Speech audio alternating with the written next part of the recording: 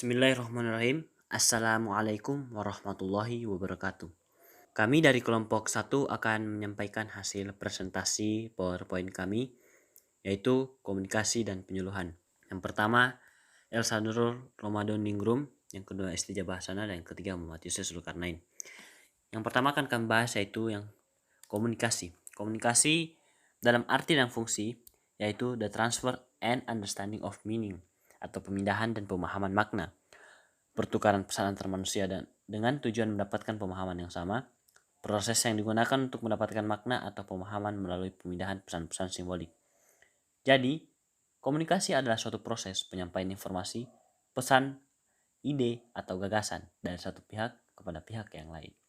Komunikasi menekankan pada pemindahan makna dan melibatkan pemahaman makna. Komunikasi yang penting bagi para manajer dalam organisasi atau perusahaan adalah komunikasi antar pribadi, interpersonal communication, dan komunikasi organisasi, organizational communication. Di dalam komunikasi, direktur wajib melakukan komunikasi yang etikanya sangat baik. Contohnya seperti komunikasi antara manajer dan bawahan, direktur dan manajer, agar terciptanya sebuah perusahaan yang baik, maka komunikasinya itu harus baik. Yang kedua yaitu fungsi komunikasi. Fungsi komunikasi terbagi juga menjadi 5. Yang pertama fungsi informasi, fungsi perintah dan instruksi. Yang ketiga fungsi pengaruh dan persuasi atau motivasi. Keempat fungsi integrasi. Yang kelima fungsi pengungkapan emosi. Yang ketiga proses komunikasi. Proses komunikasi yang pertama pengirim, penulisan sandi. Yang ketiga pesan. Yang keempat media saluran. Yang kelima penerima. Yang keenam penerjemah atau sandi. Yang ketujuh gangguan, yang ke-8 umpan balik. Proses komunikasi itu diperhatikan atau dimulai ketika seorang atau satu pihak mempunyai gagasan atau ide yang ingin disampaikan kepada orang lain atau pihak lain atau kepada manajer, direktur, seperti itu. Jadi dalam konteks organisasi, pihak yang terlihat di sini bisa individu, kelompok, atau seluruh organisasi. Pengirim bermaksud memindahkan gagasan itu ke dalam sebuah bentuk yang dapat dikirimkan dan dimengerti oleh penerima. Jadi, di sini terjadi proses encoding atau menerjemahkan gagasan ke dalam satu bentuk. Setelah itu, pesan siap dipindahkan melalui satu atau beberapa saluran atau media komunikasi untuk menjangkau penerima yang dituju. Saluran komunikasi itu dapat berupa jaringan telepon, sinyal radio dan televisi, kabel serat optik, rute surat, atau gelombang suara yang membawa vibrasi suara kita. Begitu sebuah pesan diterima, penerima harus melakukan proses decoding mengubah pesan kembali menjadi gagasan asli pengirim. Ketiga, unsur-unsur pokok dalam proses komunikasi, yaitu ketika sebuah pesan dikonversikan kembali, proses komunikasi dapat berlanjut dengan dikirimkannya pesan baru oleh penerima kepada pengirim. Bagian ini disebut sebagai umpan balik, pengetahuan tentang dampak pesan-pesan terhadap penerima. Penerimaan umpan balik memungkinkan penerima untuk menentukan apakah pesan-pesan mereka telah dimengerti secara tepat pada saat yang sama, memberikan umpan balik dan dapat membantu meyakinkan penerima bahwa pengirim itu benar-benar memperhatikan apa yang harus disampaikannya. Jadi, unsur pokok dalam komunikasi itu adalah komunikasi timbal balik, adanya penerima komunikasi atau komunikator, atau adanya pesan yang akan disampaikan. Yang keempat, itu hambatan terhadap komunikasi efektif. Yang pertama, hambatan individual. Terjadi karena adanya perbedaan individu. Yang kedua, hambatan mekanis terjadi karena adanya hambatan pada struktur organisasi dan materi komunikasi yang tidak jelas. Yang ketiga, hambatan fisik terjadi karena pemilihan media atau alat komunikasi yang tidak tepat atau rusak, jarak yang terlalu jauh, dan kondisi lingkungan. Yang keempat, hambatan semantik terjadi karena adanya multitafsir dan interpretasi yang berbeda terhadap satu kata yang memiliki arti berbeda. Maksud dari hambatan individual yaitu contohnya perbedaan individu yang satu dan yang lainnya. Hambatan mekanis itu contohnya seperti struktur organisasi dan materi komunikasinya itu tidak jelas. Bukan tidak jelas tapi kurang jelas. Hambatan fisik contohnya seperti media dan alat komunikasinya itu tidak tepat atau rusak.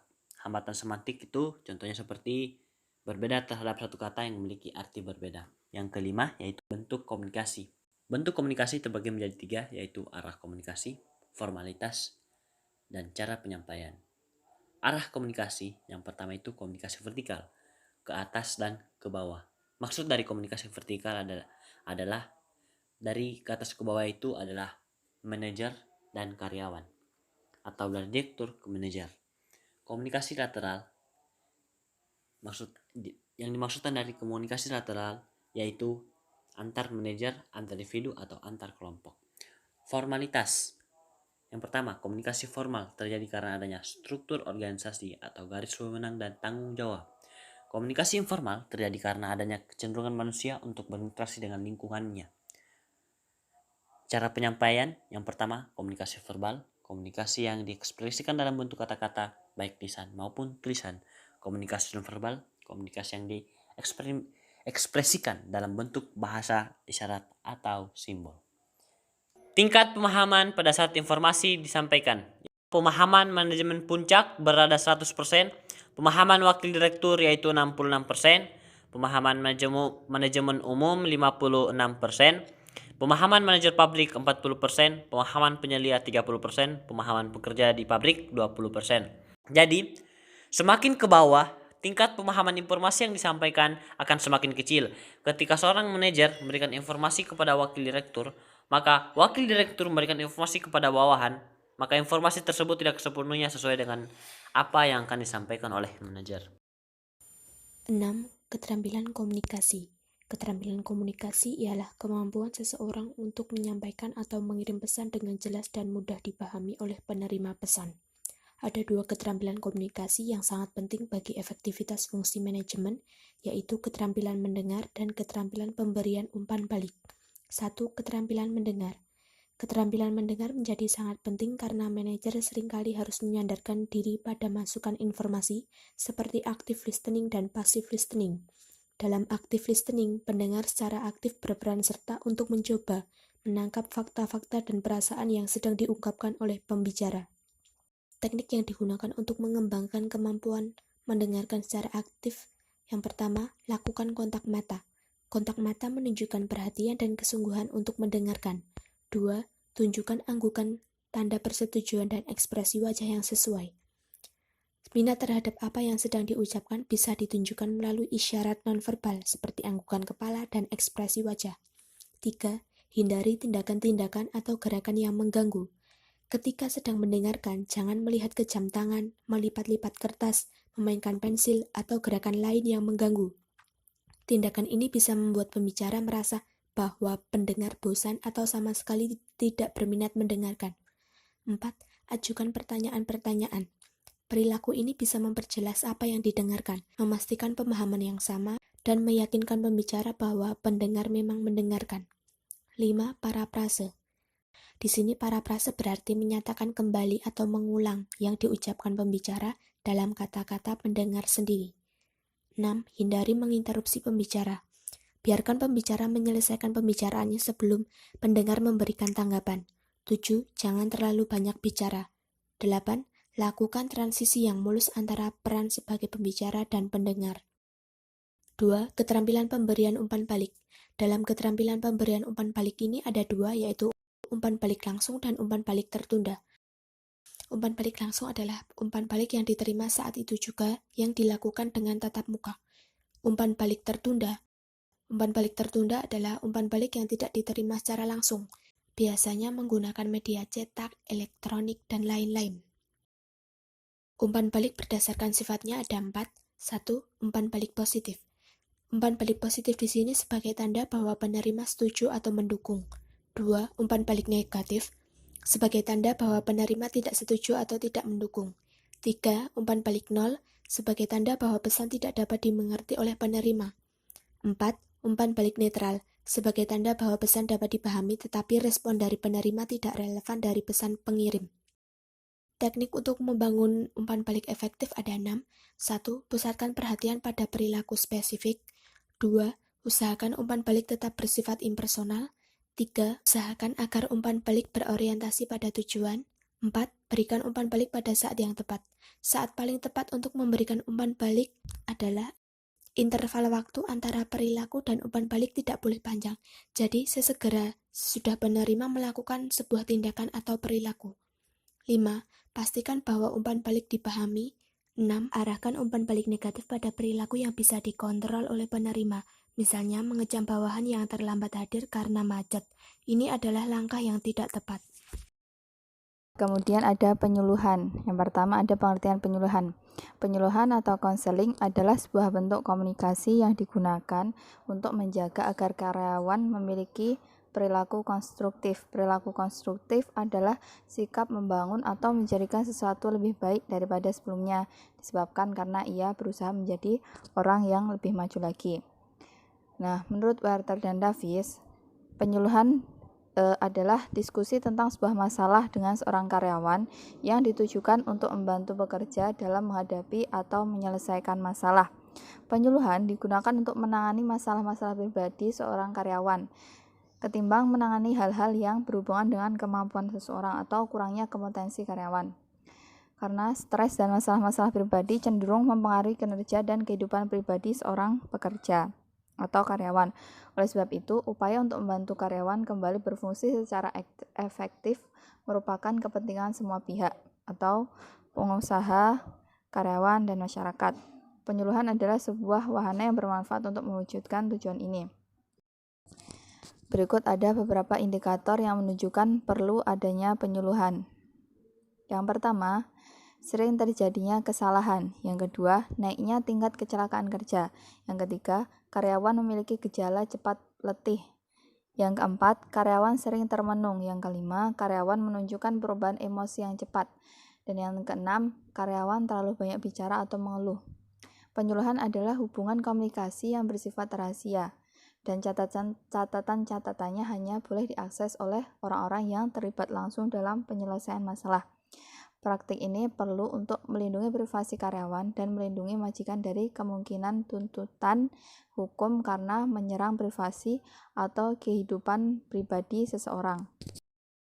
Kemudian yang B, ada tujuan penyuluhan.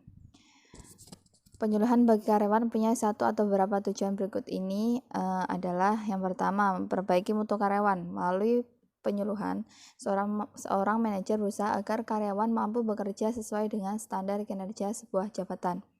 Yang kedua, memperbaiki gairah atau semangat kerja karyawan. Ketika masa yang dihadapi dapat ditangani dengan baik atau diberi solusi yang tepat melalui penyuluhan, kondisi ini dapat mengembalikan semangat kerja karyawan. Yang ketiga, mengurangi atau menekan perputaran turnover tenaga kerja. Karyawan akan lebih betah berada dalam sebuah organisasi yang menunjukkan perhatian atas setiap masalah yang dihadapi karyawan dengan menyediakan layanan penyuluhan. Yang keempat, memperbaiki reaksi karyawan dalam menerima perubahan. Melalui penyuluhan, manajer berusaha menyiapkan para karyawan untuk menghadapi dan menerima hal-hal baru. Kemudian yang kelima, mencari dan mengidentifikasikan penyebab terjadinya kesenjangan antara standar kinerja dan kinerja sesungguhnya. Kesenjangan antara standar kinerja dan kinerja aktual dapat dikenali dalam penyuluhan yang memungkinkan komunikasi terbuka antara karyawan yang bermasalah dengan penyuluh atau konselor. Kemudian yang C, ada metode penyuluhan. Berikut ini adalah beberapa metode penyuluhan yang sering digunakan. Yang pertama ada directive counseling. Penyuluhan direktif adalah proses mendengarkan masalah-masalah emosional seorang karyawan, mendiskusikan dan memutuskan secara bersama-sama karyawan tersebut tentang apa yang harus dilakukan. Kemudian yang kedua ada non-directive counseling. Penyuluhan non-directive atau client-centered counseling adalah proses mendengarkan seorang karyawan dan mendorongnya untuk menjelaskan masalah-masalah itu dan menentukan sendiri solusi yang tepat dalam metode penyuluhan ini. Penyuluh berperan menjadi seorang pendengar yang baik. Kadang-kadang orang hanya perlu mengungkapkan perasaannya untuk melepaskan stres dan memperoleh perspektif baru terhadap sebuah situasi. Yang ketiga ada participative counseling. Penyuluhan partisipatif berupaya menciptakan keseimbangan antara teknik-teknik penyuluhan direktif dan non-direktif. Pada teknik ini, penyuluh dan karyawan berperan serta dalam diskusi dan dalam mencari solusi masalah. Kemudian yang D ada fungsi penyuluhan. Fungsi penyuluhan adalah aktivitas-aktivitas yang dilakukan oleh para penyuluh atau konselor. Aktivitas-aktivitas ini adalah memberi nasihat, Yang pertama adalah memberi nasihat. Ketika seorang penyuluh memberikan nasihat, hal-hal yang perlu diperhatikan adalah yang pertama, waktu pemberian nasihat. Yang kedua, nasihat yang bersifat sangat pribadi hendaknya diberikan secara pribadi pula. Yang ketiga, materi nasihat sebaiknya bersifat konkret atau khusus. Yang keempat, langkah-langkah yang lazim dilakukan adalah mengumpulkan sebanyak mungkin data atau informasi untuk mengidentifikasikan masalah, menganalisis masalah, dan beri saran atau nasihat. Yang kedua, menenteramkan. Upaya ini biasanya diperlukan bila karyawan tampak gelisah, menderita stres, atau mengalami shock. Tujuannya adalah berusaha meningkatkan kepercayaan diri karyawan. Yang ketiga, berkomunikasi. Upaya ini dilakukan bila terjadi masalah yang bersumber dari ketidaklancaran proses komunikasi. Yang keempat, menghilangkan ketegangan emosional. Masalah yang dihadapi seseorang seringkali menimbulkan ketegangan emosional yang pada dirinya. Jika dibiarkan, kondisi ini dapat menimbulkan efek negatif lain pada diri karyawan. Yang kelima, menjernihkan pikiran. Kegiatan ini dilakukan bila masalah yang dihadapi mungkin disebabkan oleh faktor keletihan bekerja, kesibukan yang terlalu tinggi, konsentrasi tinggi yang terus-menerus, dan sebagainya. Caranya antara lain dengan menyelenggarakan acara santai atau rekreasi. Yang keenam, melakukan reorientasi. Cara penyuluhan ini erat kaitannya dengan pekerjaan atau tugas-tugas yang harus dilakukan. Reorientasi dimaksudkan untuk mengajak karyawan melihat dan memahami kembali apa sebenarnya tugas-tugas mereka masing-masing. Nah, mungkin cukup sekian presentasi yang dapat kami sampaikan. Semoga dapat bermanfaat untuk kalian semua. Maaf apabila ada salah kata atau penjelasan yang kurang. Wassalamualaikum warahmatullahi wabarakatuh.